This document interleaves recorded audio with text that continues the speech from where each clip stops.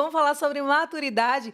E eu já começo falando assim, que Paulo, eu estava lendo, né, as cartas de Paulo e vi que ele escreve muito falando sobre a questão do cristão ser maduro. Então, como devemos nos tornar, como se tornar, na realidade, um cristão maduro? E qual a diferença aí, né? O que Paulo quis dizer com isso? A diferença entre um cristão menino e um cristão maduro. Ótimo. Inclusive, essa passagem está em 1 Coríntios, né? Capítulo 13, verso 11. Quando eu era menino, falava como menino, sentia como menino, pensava como menino, mas logo que cheguei a ser homem, então acabei com as coisas de menino.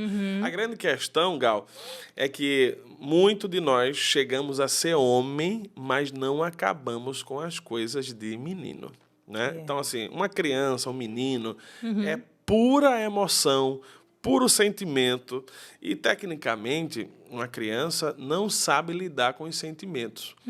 Nós temos 4 sentimentos que, de alguma maneira, regem o nosso comportamento. São esses. Acompanha comigo. Tristeza, alegria, medo e raiva. Na medida que a gente vai crescendo, a gente vai aprendendo a lidar com cada uma desses sentimentos. Não é? Como é que você lidar com a raiva? Como é que você vai lidar com o medo? Como você lidar com a alegria? Imagina que tem gente que, quando fica alegre, fica descontrolado, não é? Ele é alegre demais. Até nível hard. Então, se assim funciona na vida do ser humano no campo natural, na vida espiritual não pode ser diferente. Existem pessoas que fazem tudo na base da emoção, na base do sentimento. A espiritualidade cristã verdadeira, quando a gente fala do ponto de vista da maturidade, ela nos leva a viver acima das emoções, acima dos sentimentos, nos leva a uma vida de compromisso com Deus. Então, Paulo já falou isso em outras ocasiões. Eu desejo fazer isso, mas não me convém. Não convém. Eu quero, mas não me convém. Isso é o puro suco da maturidade cristã.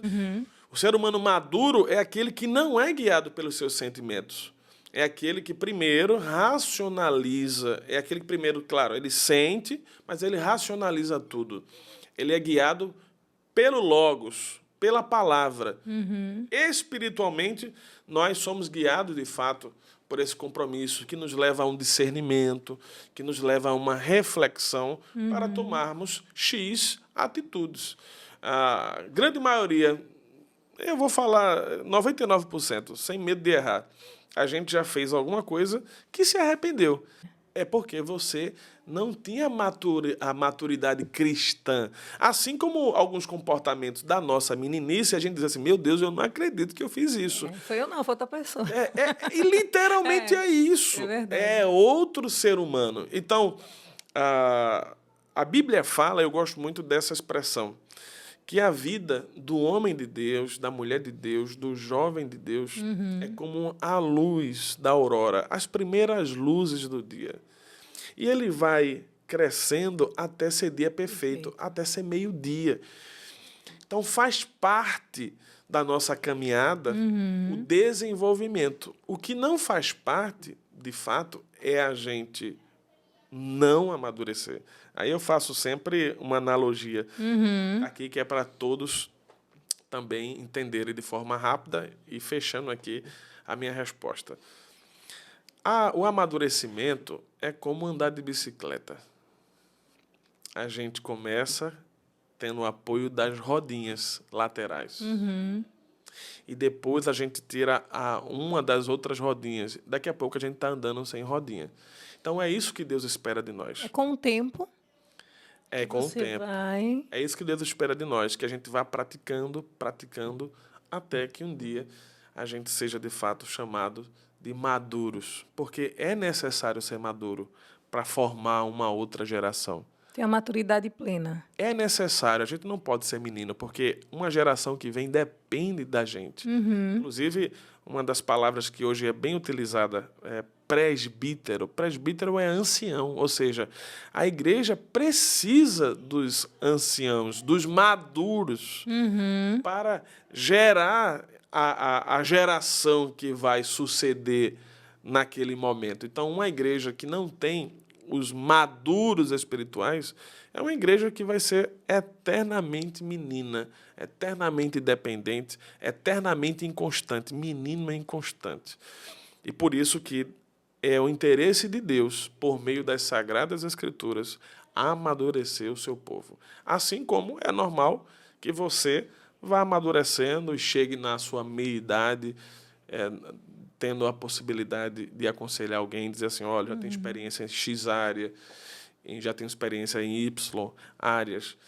E que Deus, né, Gal, nos ajude a chegar nesse nível de varão perfeito, de estatura perfeita, de meio-dia. Tem um passo a passo, uma dica para as pessoas para os nossos telespectadores, né, os nossos seguidores, que muitas vezes a gente fica sem saber como lidar, então a gente quer realmente agir de forma, né, madura, e às vezes a gente se perde mesmo. Então, como a gente consegue isso? Existe o manual é a palavra de Deus, né? Tá ali. Então, além da palavra, né, o que mais podemos fazer? Não, eu sempre digo o seguinte, né? A reflexão, quando eu estou fazendo uma orientação para os pais, eu sempre digo o seguinte: nunca bata no seu filho quando você estiver emocionado. Porque, na maioria das vezes, a gente não bate para corrigir. A gente bate para tirar aquilo que está de dentro de nós. Quando a gente reflete, quando aquele sentimento que está naquele momento nos dominando passa, então a correção é mais assertiva. Então, quando você estiver muito emocionado, cheio de algum tipo de sentimento, para tomar X decisão, não tome. Paulo usa outra expressão bem parecida. Não beba vinho quando ele se mostrar vermelho. Ora, o que é que ele está querendo dizer com isso? Quando você estiver muito apetitoso para a bebida, não vá, porque certamente a gente vai se dar mal. Então, qual é o caminho da maturidade? É refletir antes de qualquer outra coisa. É colocar guarda nos lábios, pensar antes de falar, pensar antes de fazer, e assim tenha certeza que a maturidade chegará até mesmo antes do tempo, né? Antes do tempo. Então, é racionalizar tudo. Não é deixar de curtir as emoções. Deus nos deu emoção para isso. Mas é não ser dominado por elas. E, além do mais, é sempre importante, na dúvida, nos problemas, nas questões, quando nós não aprendemos ou quando nós não conseguimos controlar todo esse movimento de emoções e sentimentos, ligue para o seu pastor, ligue para um amigo, fale com alguém que você verdadeiramente acha que pode te ajudar. E daqui a alguns anos, são outras pessoas que estarão ligando para você. E daqui a pouco tempo você estará também sendo conselheiros e ajudando muita gente a chegar nessa maturidade cristã. Olha aí, minha gente. Então, passando por momentos assim que não sabe lidar com as emoções, é um ponto de apoio, né? Eu ligo para o meu pastor, viu? Eu falo com o meu marido, eu disse, amor, vou ligar aqui para o pastor, porque eu reflito muito que tudo que a gente faz, as pessoas sempre dizem, mas é crente e está agindo dessa forma. E eu não quero ser uma pessoa que leve o nome de Cristo ao escândalo. Então, eu sempre busco aconselhamento. O senhor sabe, né? Pastor, o senhor tem um tempo aí para me escutar. Olha, o orgulho é sempre o pior caminho, né, Gal? O que seria de cada um de nós se a gente não tivesse a rede de apoio? É verdade. Então, cada um tem sua rede de apoio em X áreas, né?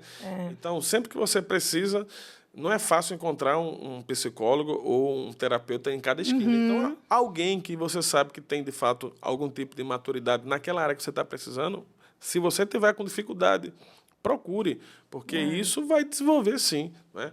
O seu ambiente vai te reorganizar. É aquilo que a gente aprende na academia de gestão emocional. Aquilo vai te ajudar a fazer gestão das suas emoções. Então, Cajueiro Seco e Jordão já sabem, viu? Passando qualquer problema, ligue para o pastor. Pode ligar. Eu falo sempre, fale com o pastor, minha gente. Ah, meu Deus, graças a Deus, meu pastor, pela sua vida. Um E é abraço. isso, minha gente. Vamos, né, orar, ler a palavra e buscar em Deus, né, estratégias para que possamos lidar com as nossas emoções, com os nossos sentimentos e nos tornarmos cristãos verdadeiramente maduros. Verdadeiramente maduros. Maduros.